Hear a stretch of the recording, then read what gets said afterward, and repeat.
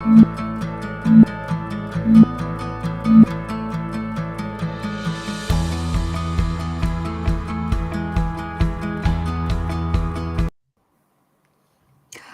everybody, hello and a huge welcome to our Q&A Masterclass number 3, I think it is. It's gone so quickly. I can't believe we've done 3 in the time since we started.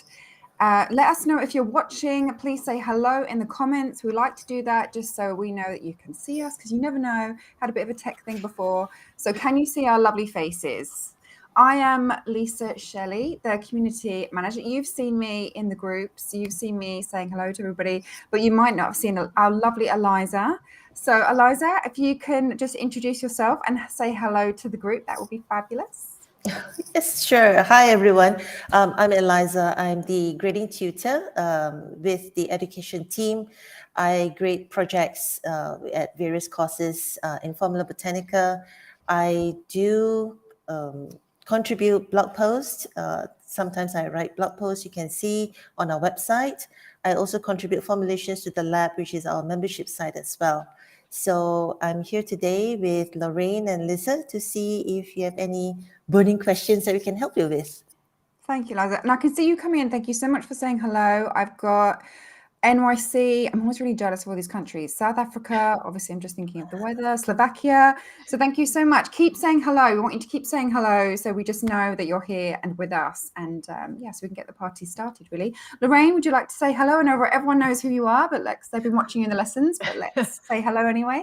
Yes, I'd love to say hello. Hi, everyone, and welcome to our third Q&A for this masterclass. I really hope that you're enjoying it, and I hope that you now have the information you need to make this face cream. And I want to see your photos. I want your selfies all over social media. I want you to take photos of the products you've made. I want to see them.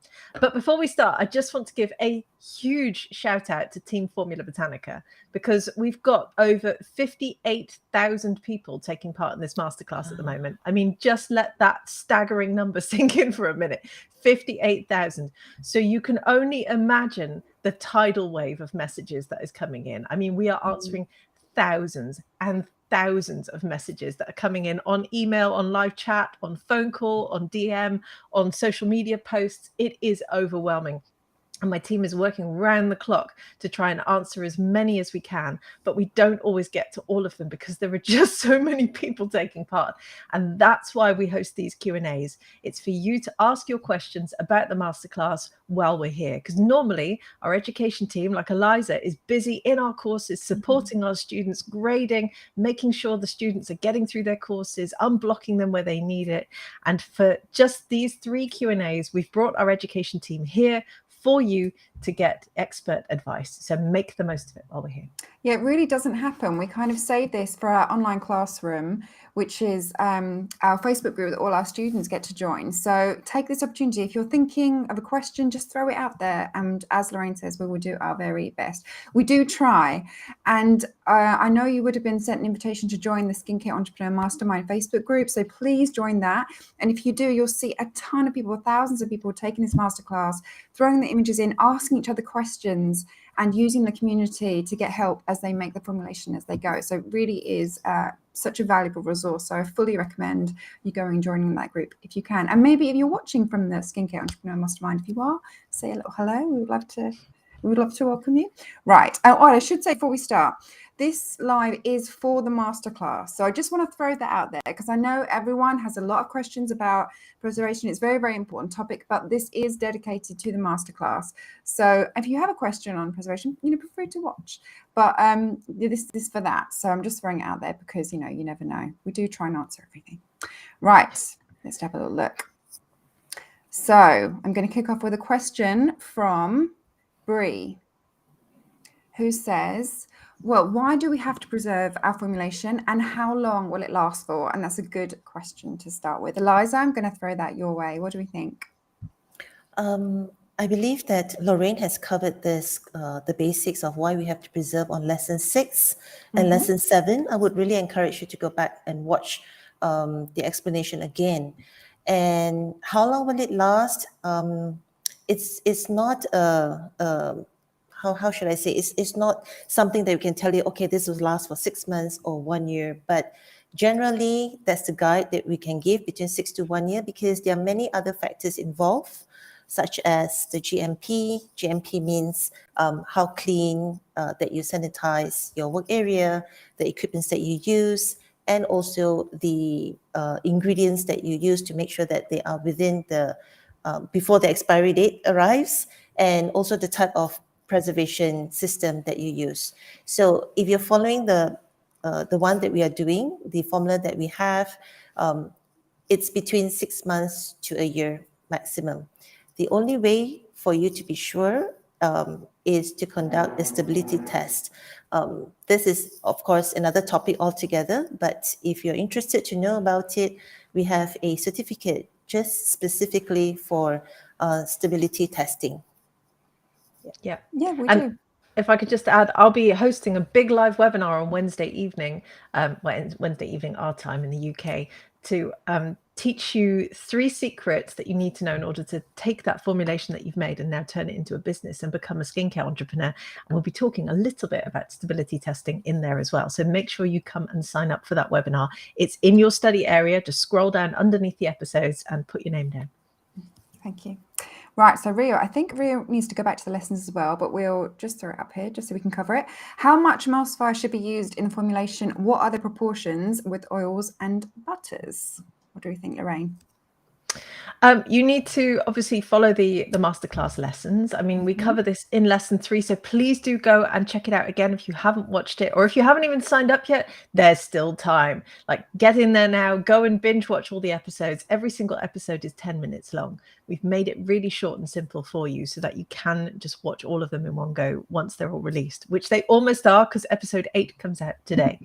In terms of how much emulsifier you need, I mean, we use a specific amount in the formulation, and that should be written down in your workbook. Hopefully you've been filling in the blanks as you go through it. And the proportions depend entirely on the emulsifier that you're working with. So in our masterclass, we're working with one called Vegetal, which looks a little bit like this, but that one behaves completely different to other emulsifiers. They're all slightly different. So in terms of proportions with oils and butters, how would you answer that one, Eliza? Well, I would say, as a rule of thumb, take 1 portion of emulsifier to 4 portions of butters and oils. So that would be a very safe ratio for you to start working with. Yes. Great. Thank you very much.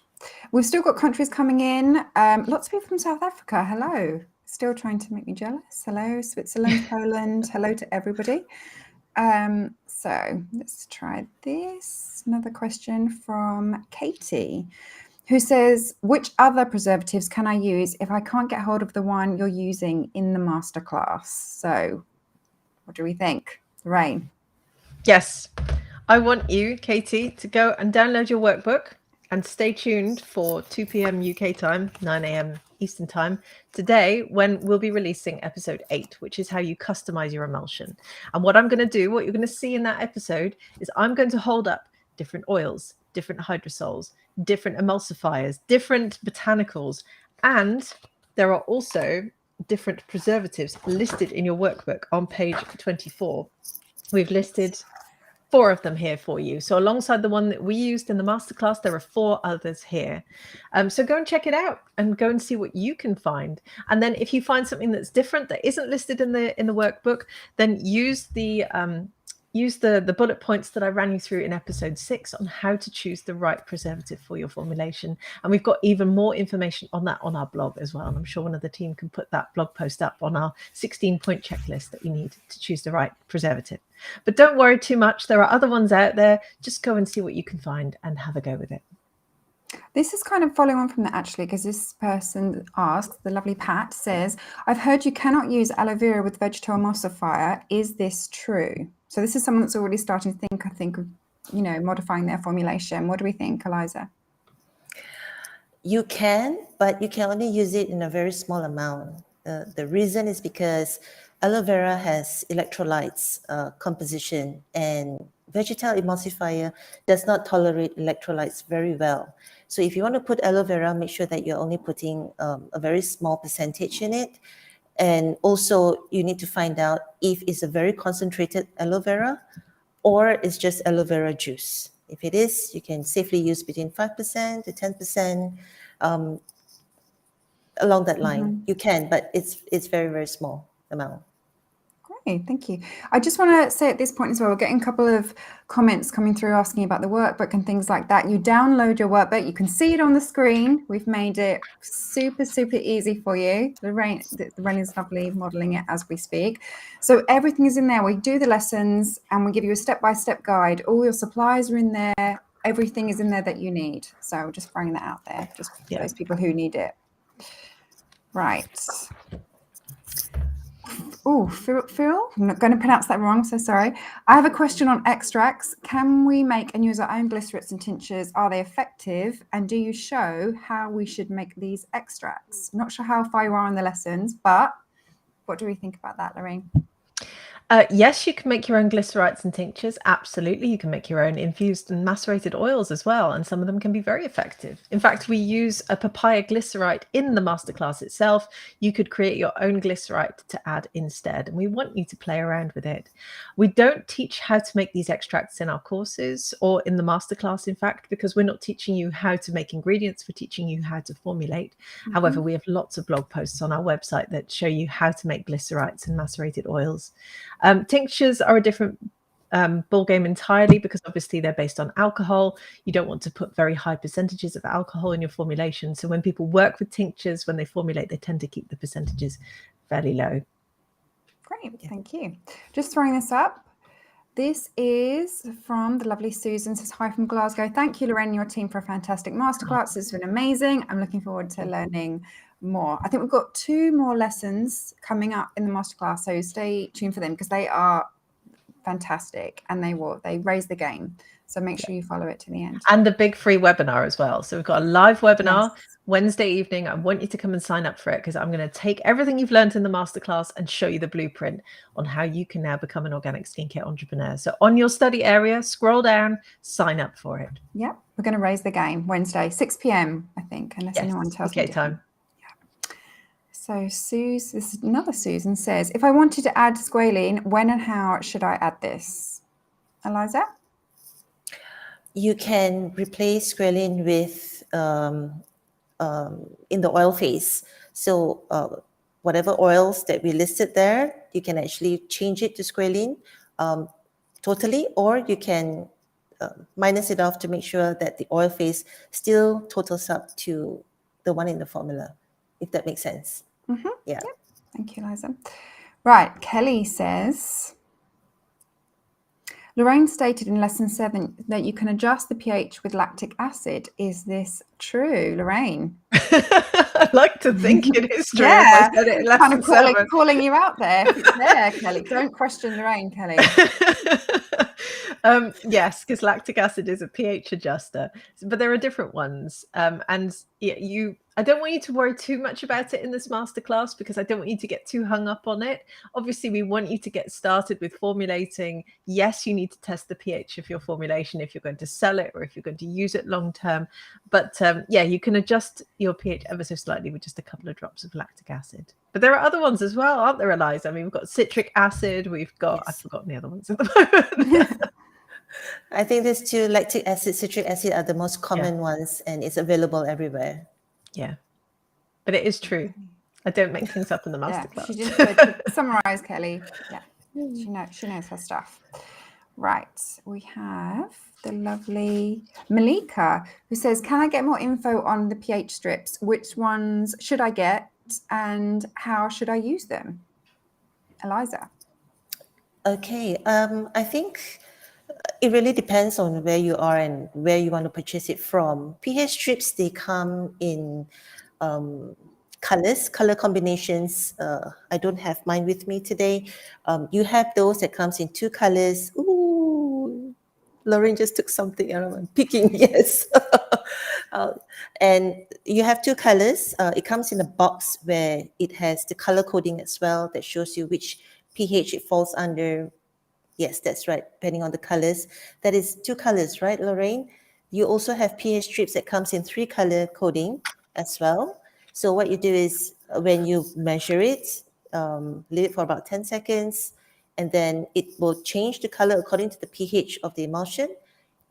You measure it against the box where it has the colors to match it. that's where it will tell you which pH does the emulsion have at that point in time. Yes. And once you use it, you discard it. You can't use it again. You can only use it once. Yeah. Yeah. Well done. And they're so easy to get hold of, honestly. I mean, these tend to be used for sort of medical tests.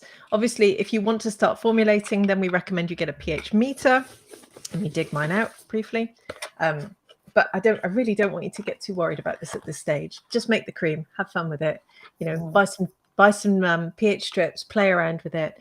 And then if you want to learn how to become a formulator, we can help you take that next step. Yes. You've missed your calling at QVC, I think, Lorraine. Yeah, hand model.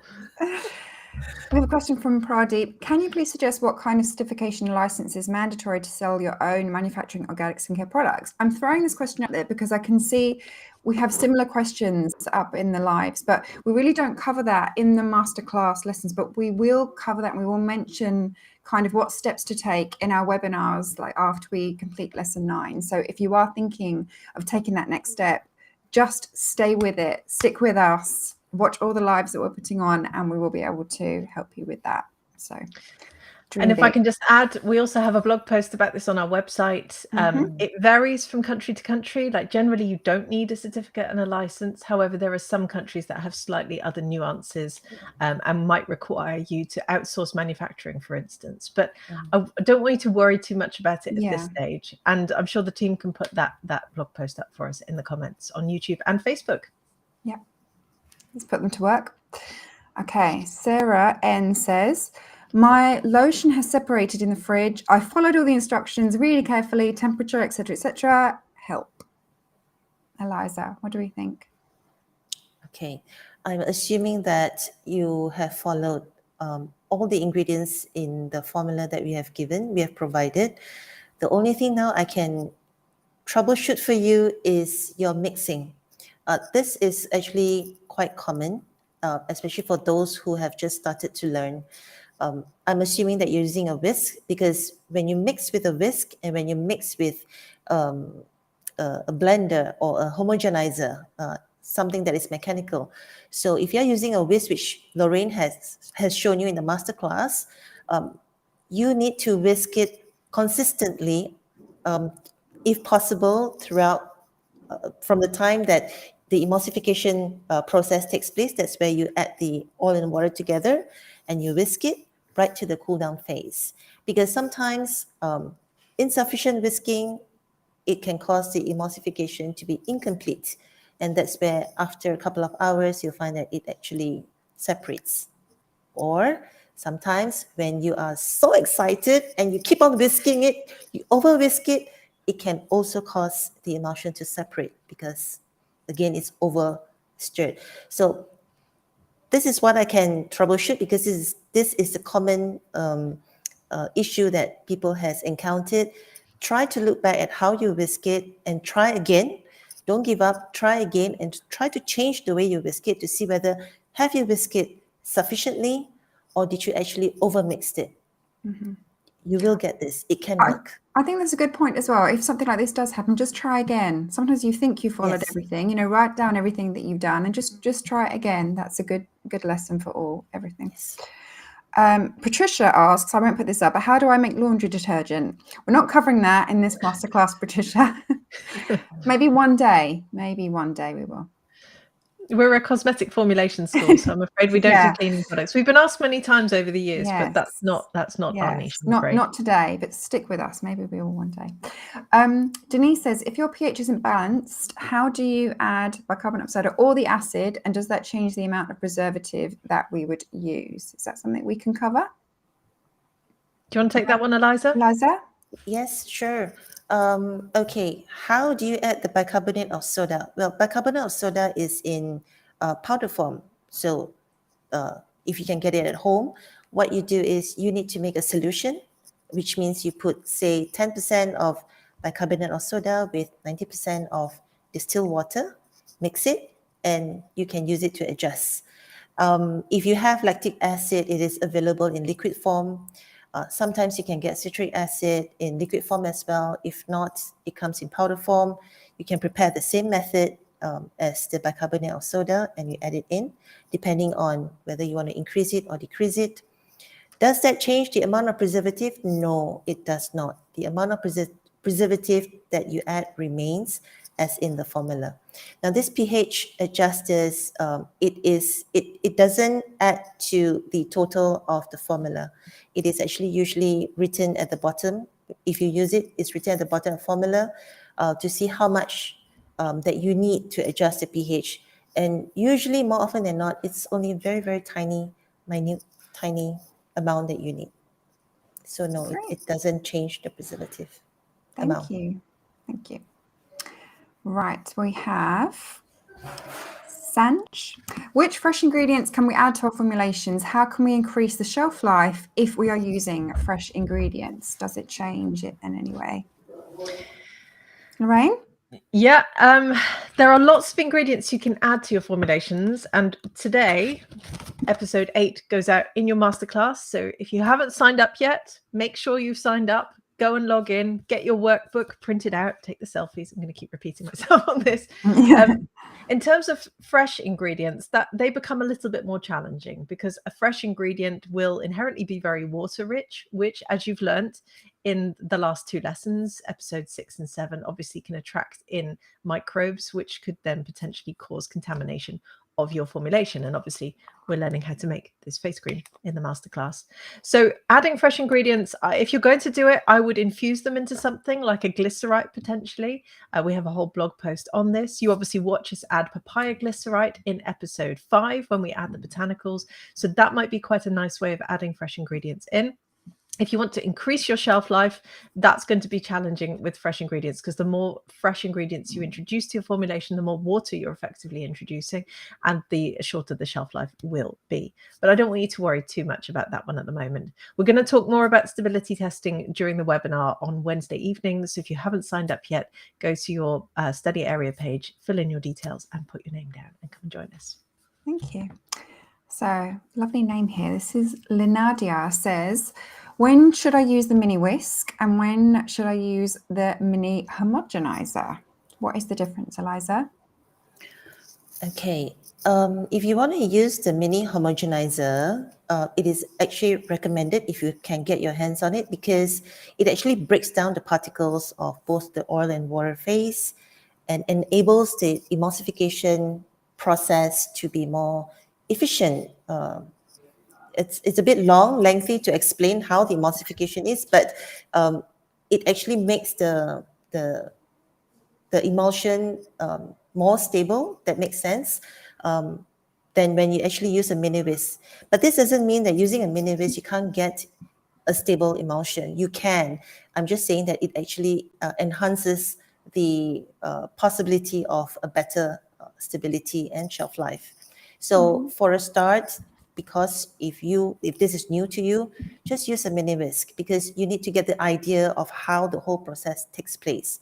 Once you understand how the ingredients actually behave, then you will be more confident to adjust the way you mix and the way you actually use more advanced tools. Yeah, we've seen a lot of questions on here, people trying to get ahead, but the reason why we've designed it as we have is just to make it as simple as possible and to show you that everyone can formulate. Just follow the lessons, stick with us, and you'll Yes. Yeah, we wanted to keep the tools as simple as possible. We don't want you to invest in anything expensive at this stage. We just want you to have a go, make the cream, and have fun with it. Yeah. Okay, Lisa Richards has thrown a few questions, but I'll choose this one. If we wish to make a larger batch, can we just double it? Is it as simple as that? Lorraine's smiling. Lorraine, do you want to take this one? Yes, at this scale, yes. You can double it, you can triple it, you can probably quadruple it. If you want to go up by, say, 100x, then you'll probably have to change the formulation slightly, but that's not what you're worried about at the moment. So if you want to double it, just double it, honestly. It's such a small formulation that you're making. If you have bought the kits from the Masterclass kit suppliers around the world, they've only sold ingredients that are enough to make the formulation 3 times, which is also what we've done in the shopping list. But if you have lots and lots of all of the ingredients, go for it. Have fun with it. Play around with it. I mean, that is what makes you a formulator and not a recipe follower. And that's what we want you to take from this Masterclass as well. You've followed our recipe during this masterclass. And now in lesson 8, which comes out today, we'll start talking to you about the different ingredients you can include, the different ways that you can go about making the same formulation, but just making it your own.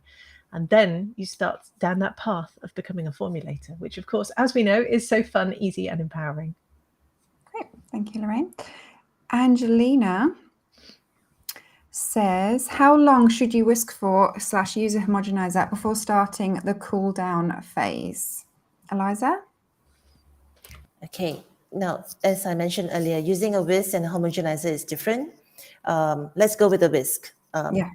I think it's more comfortable because then you can rewatch the lessons if you want a refresher. You whisk throughout. You're going to grow some muscle there. No, I mean, seriously, because when you whisk, you are actually allowing the emulsification process to be more effective, and do whisk it until it goes to the cool down stage at 40 degrees. And then that's where you add your cool down ingredients. If you get tired, of course, you can rest for a while, but don't just leave it as it is. Just continue to just whisk it. If you need to slow down for a bit, you can, but try to maintain the whisking consistent until you add the cool down ingredients. Then thereafter, do mix it well, and then you're good to go. Great, thank you. So we have a question from Vithya. I will take the first part of this question. So I made the emulsion, it was too watery. What should I do to that?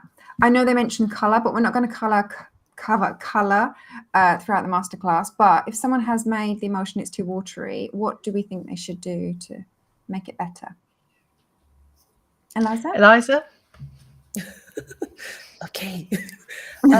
Putting you to work here, Eliza. Okay, I'm just thinking, if you follow the measurements exactly in the formula that we provided, if it comes out too watery, it means that it did not emulsify properly. So that is the first thing that comes to my mind. What does this mean? This means that either you did not heat it up properly, meaning to say the temperature did not reach until about 75 degrees. We recommend 75 degrees, right? So minimum it's got to be 70 degrees Celsius, but I would recommend you try and heat it up to 75 degrees. The reason why I say that is because it gives you time for you to pour the phases into one another and then allow you to whisk it. So that way, when both phases meet, it is still above 70 degrees Celsius. So it has got to be at a certain temperature when both phases meet, then you whisk it consistently throughout until the cool down phase. If not, it will not emulsify properly, and this is the thing that will happen. It will still remain very, very liquidy, watery. So you just need to check back when you do that. Is it what as I explained, or you did not whisk it enough? In this instant, I don't think it's over mixing. I think it is either the first one or it was not whisked sufficiently. Great, thank you. And if I can just briefly jump in on the color. Sorry, Lisa. Yeah, sorry. Now we add sea buckthorn CO2 extract to the cream that you made to give it that yellow color, which is obviously, it's not just there for coloring, it's also there obviously for antioxidant properties. And I talk about this in episode 5, so do go and make sure you've watched that one. We have a blog post on our website with 38 different natural colorants for skincare, so you can always go and check that one out as well. And there are lots of different botanicals that will impart color to your formulation. Which one is best is entirely up to you. And speaking of lessons, this is a good time to ask how, because we're getting a lot of different types of questions here. What lesson are you up to? So have you seen 1? Have you seen 7? Have you seen 5? So just pop it in the comments and let's see what the most popular one is, because we always like to know at this stage how far you are down the line. There's no wrong answer. If you haven't even started yet, if you've seen 1, if you've seen all 7, it's absolutely fine. Just let us know where you are, and because we would like to know. Let's try question from Barbara, who asks, can I add and she says NatDef, I'm sure she's using an abbreviation here, in the first phase with the neroli hydrosol as says to add in water phase. I think she says instead to add in water phase. Does that make sense to you, Eliza? I think, let me see if Can you I translate? Yes. I think what Barbara is trying to ask is, now, net def, are you referring to net defense that carries the inky gluconolactone and sodium benzoate, I think. If you are, it is actually in powder form and it's white in color, if I identify this correctly. If it is, yes, the instruction did say to add it to the water phase because you need to heat it for it to dissolve. Now, this kind of preservative is not easy to use for a beginner, and it is also not easy to dissolve in the water phase. So you have to be very patient. It also needs some buffer for this kind of preservative, which is actually quite advanced for a beginner who has just started out. If you don't have any other choice, yes, go ahead and use it, add it in your water phase. It's fine, don't worry. Just make sure that it is properly dissolved. But if you can get other type of preservative, which is in liquid form, broad spectrum, that would be the best for you to use and easier for you to use. Great, Yes. thank you, Eliza. So we have a question from Online Block Rosary, interesting name. Oh, Clara, sorry. Here we go, from Nigeria. I want to know something about knowing the pH of a product. If I add active ingredients to my cream that has a different pH, what do I do to get the final pH? So if she's adding ingredients and it changes it, how does she get the correct pH for her cream? Eliza? Okay. Okay, I think this was also covered by Lorraine on lesson 6. The explanation of a different pH that you may get in the formulas that you create. Again, you can get different pH. Maybe it's either a higher pH, maybe pH 7. Sometimes, depending on the active ingredients, it can come down to pH 4 or even 3. And if you want to adjust it to pH 5 to 5.5, you either use a sodium bicarbonate to lower it, to increase it, or a lactic acid to lower it. So this is actually mentioned in the lessons. You can go back to the lessons and watch them, and then you can put it to practice and see how it goes. So good rule of thumb there, go back to the lessons. If you're ever not sure, we find so many people are asking questions, but if you do, we have people rewatching them, that's absolutely fine. Just go back, go through lessons again. They're only 10 minutes each, it's really easy. Pop it on, and the amount of times you learn something new, it will be quite often. Yeah. Question from Jeanette. Is there any problem if I use the same thermometer to measure the temperature? Lorraine? Lorraine's doing her little hand massage at the moment. Oh, sorry. I like to put things on my hands while I'm on live. The same thermometer. I'm not entirely sure if I understand the question. The same probes to measure the temp. I'm not entirely sure, Jeanette. Can you come back and tell us, Jeanette? Yeah, come back and. I just want to say, I was looking at the comments that were coming in as Eliza was answering the question, and I've seen so many people say that they've seen all 7 lessons. Yeah, I in was the just looking at that. Absolutely amazing. Go you. And, you know, I've even read posts over the weekend. People were saying they've watched the lessons multiple times. I've seen people in the chat say it as well. So please do go and watch them. Make sure you take part. You might even pick up something new. It's so awesome.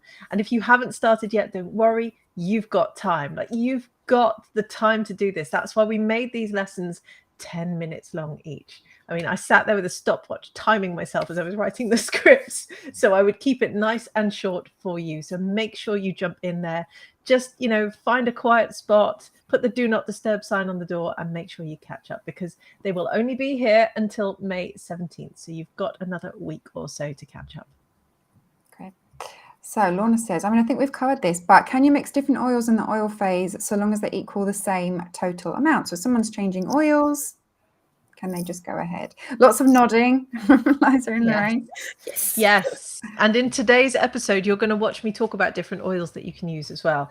I want you to get creative. I want you to have fun with this. I mean, different oils have different fragrances, different colors, different textures. You can play around with this. And I have to say, I watch a lot of new formulators get really excited by the different carrier oils that they can work with.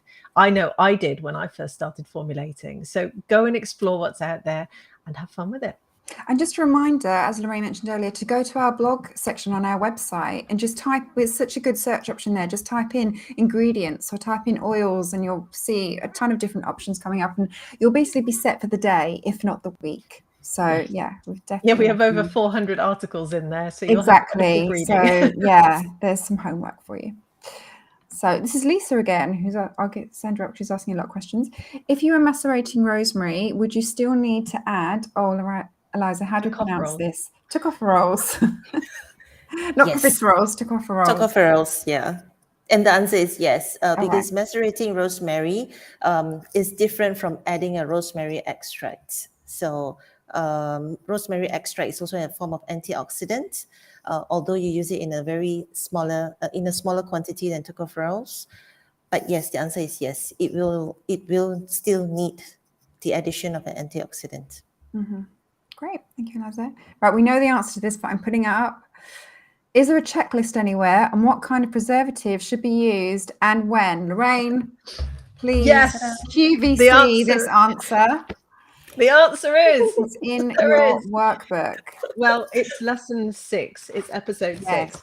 So and if you open it up in the workbook, if you haven't signed up yet, then please do sign up for the masterclass. The link is with this Q&A, and the team can put it in the chat if you need it. And in lesson 6, I walk you through the 8 steps we want you to think about when you're choosing a natural preservative. So go and check that out and go watch it because you'll get so much out of it if you haven't watched it already. Great, thank you, Lorraine. So I think this is Tarty. What to say? Do I need another ingredient or longer whipping time? I've done 25 minutes. It looks creamy, but it still looks grainy. So if someone's making it and it looks a bit grainy, is there anything they can modify, Eliza? Okay, based on the formula that we have provided, I am guessing, was the emulsifier actually melted completely? I can't think of anything that could cause it to be grainy because we don't have butters inside.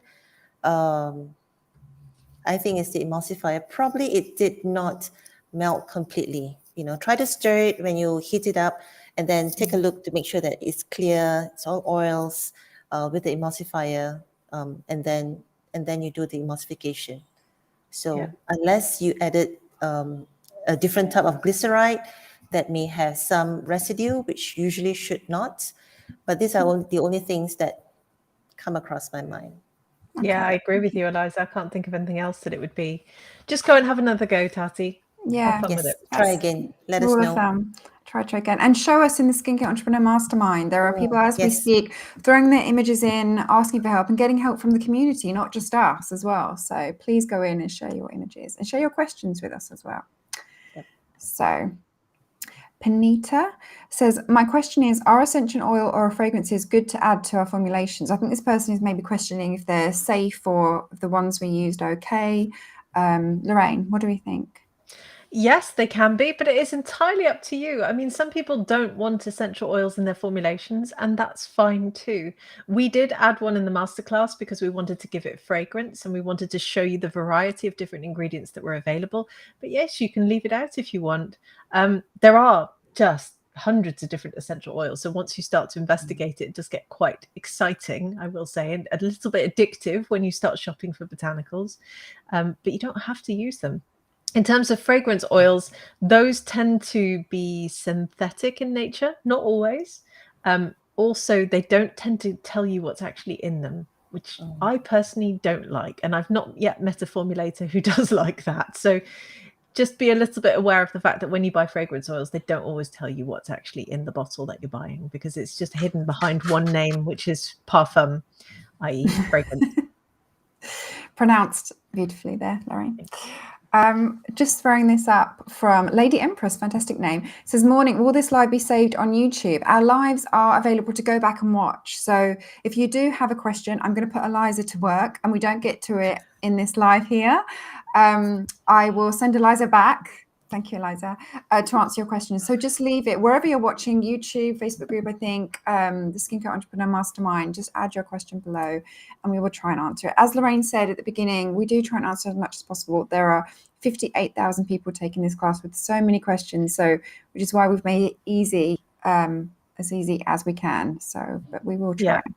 And a big shout out to the team who are in the comments on YouTube, on Facebook, in the Skincare Entrepreneur Mastermind group, which has over 70,000 members, I should just add. And they're trying to answer as many of your questions as possible at the moment as well. As I said at the beginning, it's a Herculean effort to try and effectively teach 58,000 people at once. But I like to think we're doing our best, and we're doing a pretty good job of it at the moment. We're trying. Oh, I'm not sure if we've had this. I'll throw it out. Tell me if we've had this question. I can't remember. Malik asked, would love some more information about why we use pH strips. Can you elaborate in the live? Have we had this one? No? Similar. Okay. Yeah. Why do we use them? Yeah, I think it's a similar question to earlier ones, maybe? perhaps. So I do forget. why do we use pH strips? Again, it's actually explained by Lorraine on lesson 6, and she touched on it on lesson 7 as well. We use it because we need to ensure that the emulsion has a pH that is closest to our skin, so that it's gentle and mild, and it actually does its work to, nourish our skin. Otherwise, it can get too harsh if the pH is out of range. For example, if it's pH 3, which is very acidic, it can cause irritation on the skin. And likewise, if it's too high, again, it's not suitable. So if you have not watched lesson 6, lesson 7, or you have, go back and watch, because then, perhaps like what Lisa said, you can get something more out of it when you watch it again. Great. I hope that helps. I'm going to put this one up here from Facebook user. I cannot find GeoGuard ECT here, but I found another one called SoluGuard. Is that a good substitute? While Eliza's thinking of that question, and they're laughing because I didn't want to pronounce those names, we will cover substitutions, and also we have most stock available in our Amazon site. We have a UK Amazon site and a US one. So if the team can post up those links, we checked them really recently, and they have most of the stock in there. So if you are having trouble finding ingredients, please check out Amazon links. Obviously check the supplies and the workbook as well, but I think our Amazon links might be able to help you. So just throwing that out there. Eliza, what do we think of this question? Okay, this is a preservative, is a broad spectrum, but it is, because of the components, it is synthetic base, and it is not accepted in natural skincare. So it will not fit into the ethos of formulating a natural moisturizer. So I'm afraid if you're looking to formulate an organic and natural moisturizer, you can't use this preservative. So continue on to see what other options you have wherever you are. Great. Yeah. Thank you, Eliza. And we obviously talk about your natural philosophy in episode 1 of your masterclass as well. So you can go back and revisit, we call it the 3 shades of natural. So go and refresh your memory with what they are and whether you think your ingredients would fit within those categories. Great. Thank you, Lorraine. We're just going to do a couple more questions. So if you have got a question, throw it in now for us. Evening from Malaysia. Hello. Hello. Yeah, hello, neighbor. So this person received lavender hydrosol with their kit. I was thinking of using lavender essential oil instead. Would that be a better option for extracts? Not a big fan of orange. It's okay not being a fan of orange. We all have our favorites. But what do we think about changing it up? I'm going to go to you again, Eliza. Yes, definitely you can. Go ahead and use lavender. It's nice, soothing, calming. Sure. Yeah. Yeah. You could even use a lavender glycerite and, have like the holy trinity where you've got the hydrosol, the essential oil, a glycerite. You might be able to find other lavender extracts. So go and see what's available out there. And in today's episode 8, we'll be talking about substitutions, and you'll watch me hold up lots of different extracts. So stay tuned for that one because it drops in just over 2 hours. Yeah. Time is flying. This person, I've just clicked that. Hello from Barcelona. Hello. So many lovely comments. Thank you everyone for joining us. Yes, thank you. It is quite hard. I'm kind of looking in there, like kind of coming by. Lisette says, good morning. How much does evaporation affect the water phase during heating? Should we top up the water phase if we lose a few grams due to evaporation? And thank you. Shall I take this? Yes, yeah. I think I should. Okay. Because when we heat, our ingredients, we always heat as much needed and as little as possible. There will be some evaporation, but it will not be much. Before someone asks me, how much do you think that it can actually evaporate? Well, we did a test. I did a test with a few fellow colleagues previously. It is between 2 to 3% at most, roughly average, depending on your batch size, obviously. And it will not actually affect the whole formula as it is, because it is considered used. So you don't need to top up. But if you feel more comfortable that you want to top it up, you can. No problem. Great. Thank you, Eliza. Sorry, Lorraine, go ahead. I think it's also worth pointing out that Eliza actually designed the cream in the masterclass. So she is the architect behind the amazing formulation that you're all learning to make. And yeah, Eliza is absolutely the best person to answer all these questions. So you're very fortunate to have her here. So the lovely Claire says, what is it that makes the cream of the masterclass a facial cream and not a body cream, or the other way around? Okay, we designed it for facial cream because we find that that's more of what people like to use and target for, but it does not stop you from using it for your body as well. So if you look at the usage, some people, they like a very a thick viscous cream, even for the face, which you can also use for your body. So it does not mean that if it's meant for the face, you can't use it for the body. It depends on how you create it and how you use it for is it for morning, is it for night, to make sure that it's comfortable when you actually put it on your skin. Mm-hmm. Great. Yeah. Thank you, the other thing to keep in mind is dermal limits, which obviously we cover in episode 4 of your masterclass.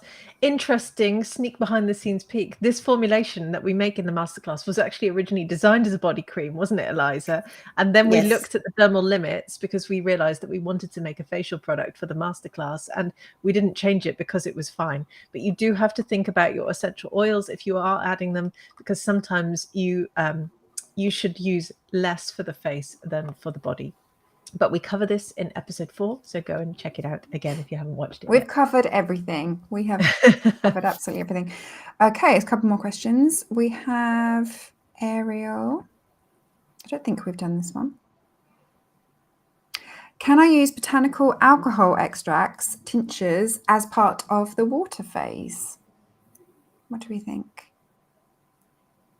Eliza? Oh, yes, you can, but alcohol is very drying, and I would suggest you use it very, very small amount. I think probably about 2% at most. And you have to make sure that the formula has sufficient humectant to ensure that it doesn't dry out the skin, and also to ensure that it doesn't destabilize the emulsion. Great, thank you. Right, I think we'll throw this up as our last question. We kind of covered it, but it kind of like wraps everything up nicely. How do I make it thicker? More oils or butters? Is it all about the emulsifier? There are many ways to do it, actually. And of course, the first thing you have to consider is the emulsifier. Some emulsifiers, no matter how much you put, it will still be lotion-based because it's designed that way. And there are some emulsifiers that is manufactured to be able to create a very, very viscous cream to the point that it does look like a body butter. You can. Of course, if you add in butters like shea butter, cocoa butter, any kind of butter, it will add to the viscosity of the emulsion. There are things that you can also use, such as gums, which is a thickener, and also it enhances the stability of the emulsion. You can also use a co-emulsifier, which is usually fatty alcohols.